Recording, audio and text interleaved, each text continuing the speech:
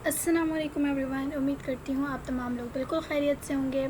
आज जो टॉपिक हम स्टार्ट करने वाले हैं वो है एरोसोल्स। हम आपको पता है कि हम जो है वो अब गैशियस डोजेज फॉर्म की तरफ या गैशियस जो मटेरियल है जिसमें गैशियस डोजेज फॉर्म जो है वो हम इस्तेमाल करते हैं, वहाँ पे हम जो है वो अब आ चुके हैं। ठीक है, तो यहाँ पे हम जो है वो डिफरेंट चीज़ों को डिस्कस करेंगे। सबसे पहले हम देख लेते हैं कि एरोसोल्स हमारे पास होते क्या है। एरोसोल हमारे पास एक प्रेशराइज्ड डोजेज फॉर्म है। प्रेशराइज का मतलब क्या है कि इसमें आप जो है वो प्रेशर को इस्तेमाल कर रहे हैं, कुछ फोर्सेस को आप इस्तेमाल करते हैं ताकि उनको आप इकट्ठा कर सकें। और इसमें आपके पास जो है वो एक या एक से ज़्यादा एपीआई यानी एक्टिव फार्मास्यूटिकल इंग्रेडिएंट होगा।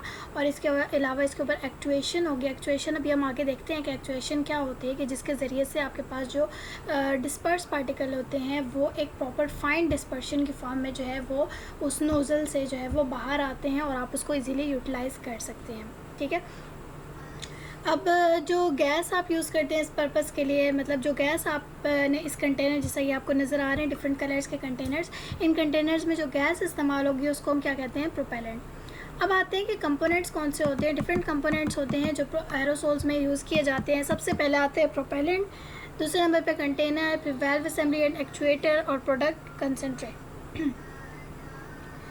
सबसे पहले हम देख लेते हैं कि प्रोपेलेंट क्या होता है। प्रोपेलेंट जैसे कि बता चुकी हूँ, जो गैशियस मटेरियल इस्तेमाल कर रहे हैं उसको कहेंगे।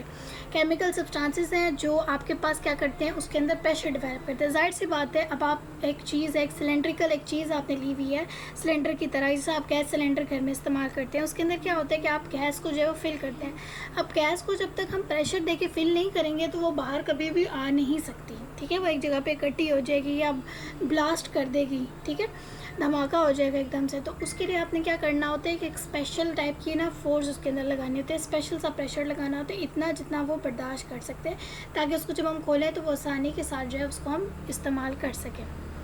जब आप उसके वेल्व को या ढक्कन को ओपन करें तो आसानी के साथ यूज़ करें। कॉमनली यूज एरोसोल्स में जो प्रोपेलेंट यूज़ किए जाते हैं वो हम ब्यूटेन, आइसोब्यूटेन, क्लोरोफ्लोरोकार्बन, ये मुख्तलिफ चीज़ें हैं जो आपने इस्तेमाल करनी होती हैं।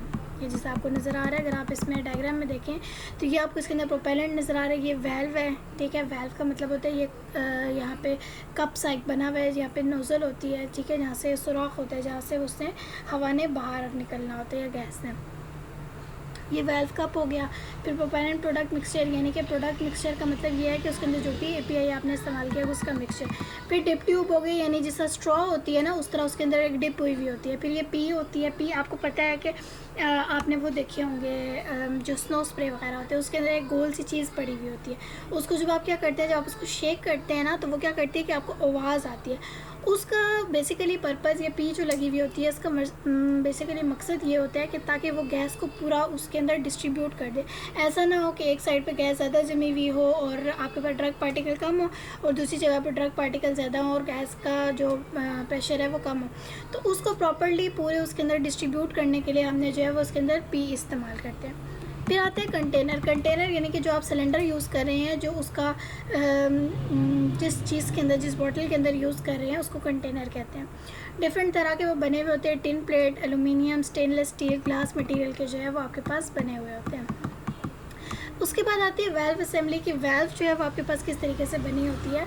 तो अगर हम सबसे पहले देखें तो आता है कि वेल्व असेंबली जो है वो क्या करती है, expulsion of contents of container. ठीक है, यानी आपके पास जितना भी कंटेनर के अंदर कंटेंट मौजूद है, जितनी भी अमाउंट ऑफ ड्रग या जितनी भी गैशियस कंटेंट जो भी चीज़ उसके अंदर मौजूद है, उसको कितने अमाउंट में बाहर निकालना है, किस तरीके से निकालना है, वेल्व असेंबली का काम होता है। ठीक है, वेल्व किस तरीके से है, उसकी पूरी असेंबली क्या है, उसके अंदर जैकेट लगी हुई है, क्या चीज़ें उसके अंदर लगी हुई हैं, ये सारी चीज़ें जो वेल्व असेंबली कंट्रोल कर रही होती है।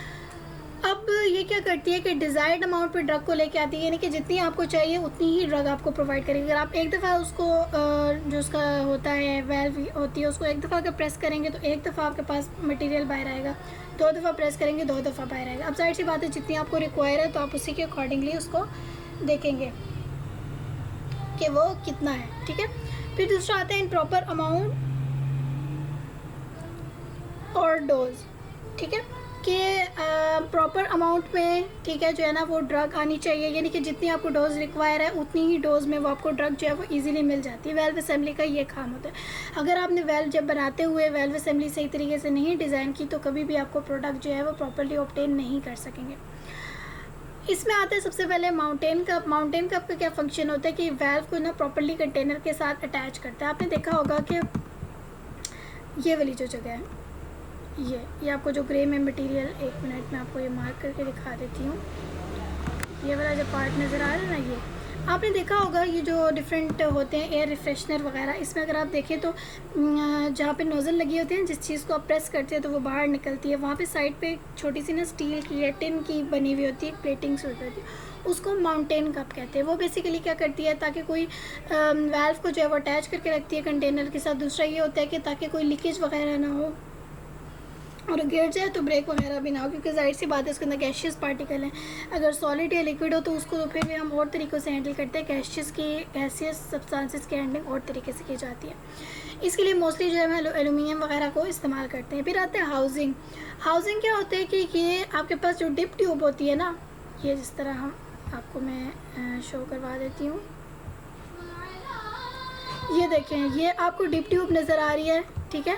यहाँ पे डिप ट्यूब में जो इसकी एंड पे ओपनिंग होती है उसको हम लोग जो है वो हाउसिंग कहते हैं, ठीक है।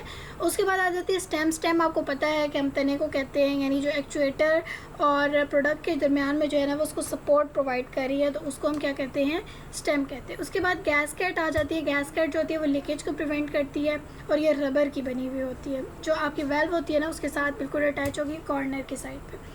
स्प्रिंग लगा हुआ होता है दरमियान में। स्प्रिंग क्यों लगा हुआ होता है, जाहिर सी बात है आपको पता है, जब आप एक बार प्रेस करते हैं तो वो वापस अपनी जगह पे वापस आ जाता है, फिर दोबारा प्रेस करना पड़ता है। तो इसकी क्या रीज़न होती है कि वहाँ पे स्प्रिंग लगा होता है। स्प्रिंग इसीलिए लगा होता है ताकि आपको जितनी डिज़ायर अमाउंट में चाहिए तो उतना ही आपके पास मटेरियल बाहर आए, ऐसा ना हो कि एक्स्ट्रा आ जाए या आपका जो है वो सारा ज़ाया ना हो जाए।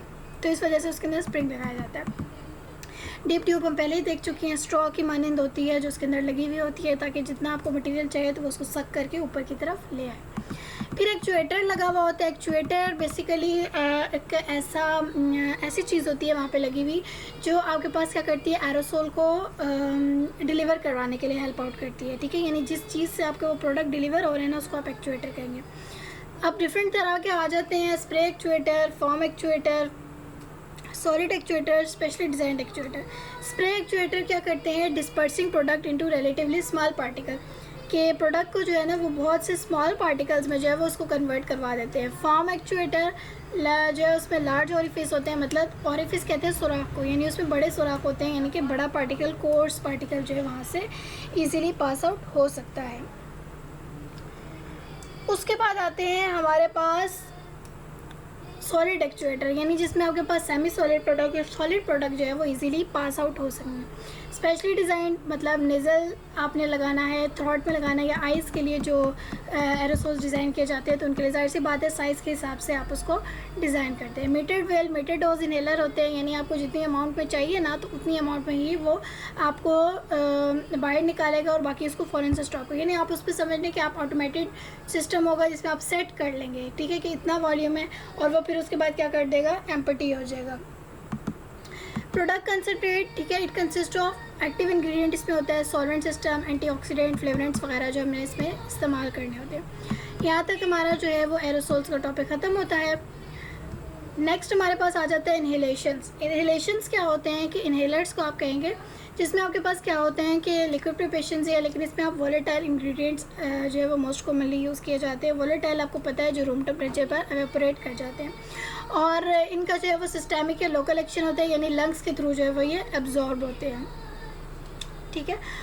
अब क्या होता है कि जो इन्हेलेशंस होती हैं ये आपके पास नेज़ल कंजेशन के लिए या इन्फ्लेमेशन वगैरह के लिए जो है वो आप इस्तेमाल करते हैं। नेज़ल कंजेशन मतलब नोज़ ब्लॉकेज हो गई है, ठीक है, उसके लिए आप जो है वो इसको इस्तेमाल कर सकते हैं। इसमें जो इंग्रेडिएंट्स होते हैं वो रूम टेम्परेचर पे वोलेटाइल होते हैं, मैंने पहले भी बता दिया, इसलिए इनके लिए अंदर जो है ना एब्जॉर्बेंट बेड वगैरह ये ऐसी चीज़ें इस्तेमाल करनी है ताकि वो उनको उड़ने ना दें, ठीक है, एवेपोरेट ना होने दें।